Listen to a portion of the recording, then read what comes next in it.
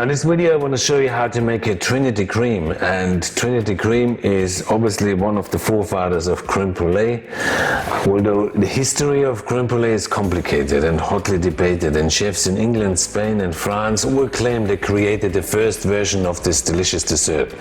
Now food historians note that custards, sweet and savory, were popular in the Roman times and the Middle Ages, and recipes for custards circulated widely throughout Europe.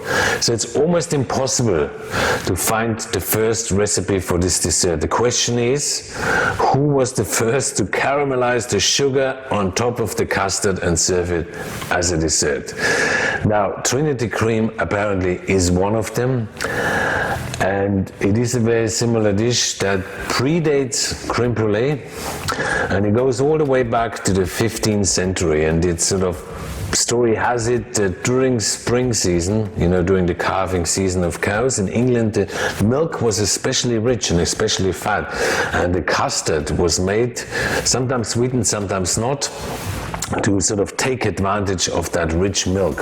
So some say the burning of the sugar was later added at Trinity College in Cambridge, where a student is credited with the idea of branding the school crest into a topping of sugar. It's called Cambridge cream or Trinity cream, and it has been apparently a staple on the school's menu ever since.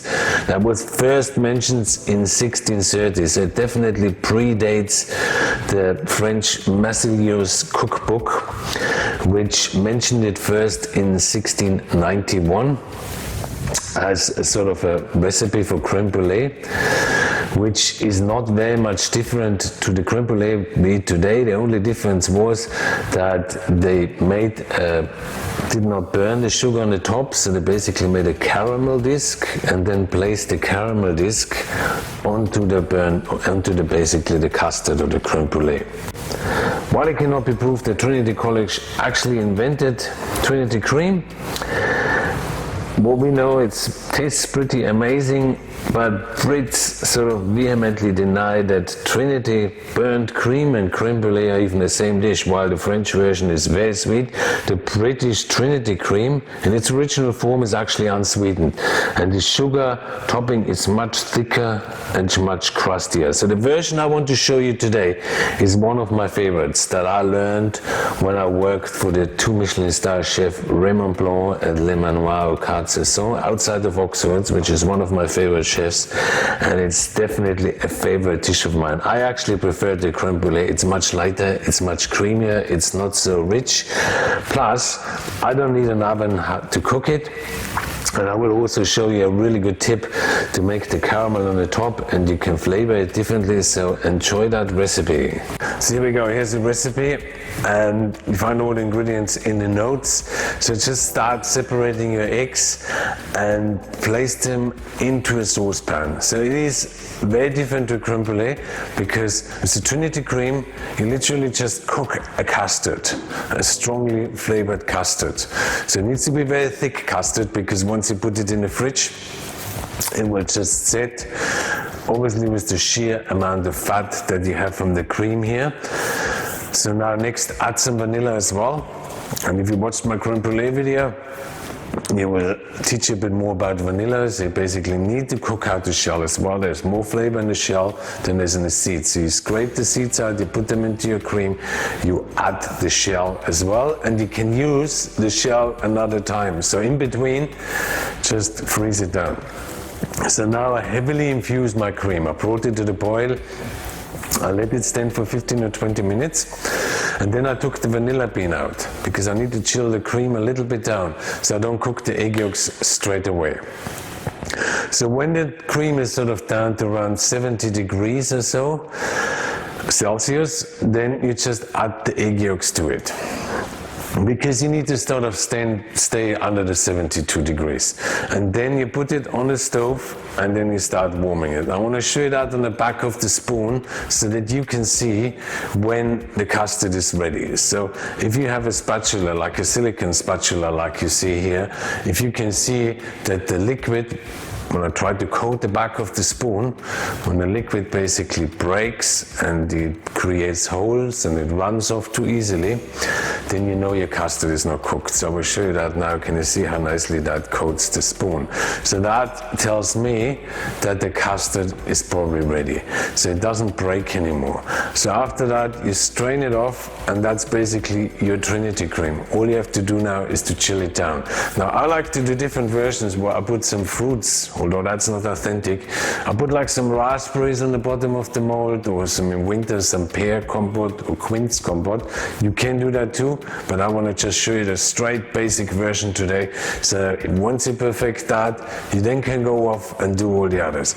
So strain it off and then put it into the molds and then put it in the fridge. You probably think it's very runny now, but think about it. Egg yolks are made of fat, so they will thicken up. Then the sugar obviously will thicken up too, and then of course the cream will go back in its original state. So make sure you use a cream that's really thick. Don't go for single cream or thickened cream. Ideally go for double cream, because that will make your Trinity cream so much thicker. So the next thing I want to show you now is a trick that I've shown you also with the creme brulee, which is something that I learned at Marco Pierre White in his 3 Michelin star restaurant in London, where you basically caramelize the sugar. So all I did, I took a hot pan and then I just put the sugar in it and let the sugar melt away. Don't use a spoon, because you will find that all the sugar will just stick to the spoon, and just sort of melt it along until you get a very nice clear caramel.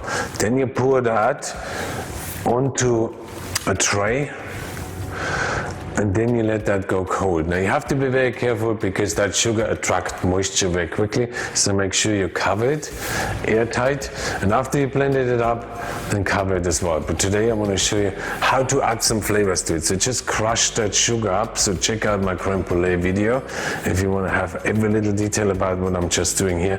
Put it into a blender cup and then blend it to a dust. You can of course do that in a mortar as well and just crush it up really fine, or with a rolling pin. Now to that you can add flavors. I could put sesame seeds to it, I could put pistachio nuts. I used to do that when I used to run restaurants. Was a head chef in several top-end restaurants and had one of the best restaurants myself in Europe. I used to put pistachio nuts and chocolate in it, yeah? So, and that just sort of gave it that extra tip. So today I'm gonna add some chocolate shavings. So I have some 80% chocolate, because I don't want any sweet chocolate. There's enough sweetness in that caramel. And then you just basically put that in there. The only disadvantage you have, you will just be able to touch it up, because think about it, you just want to melt the chocolate, you do not want to burn the chocolate. So that you can make up, you can put it aside, that lasts literally under dry store shelf for weeks, because chocolate doesn't go off, sugar apparently doesn't go off forever. So let's have a look at the Trinity cream now. Can you see how nice and firm it's gone? I had it in the fridge for around 6 to 8 hours. Ideally it would be overnight. If you need to rush it, just put it in the freezer for an hour or so, and then back in the fridge. And then I cover it with that chocolate caramel.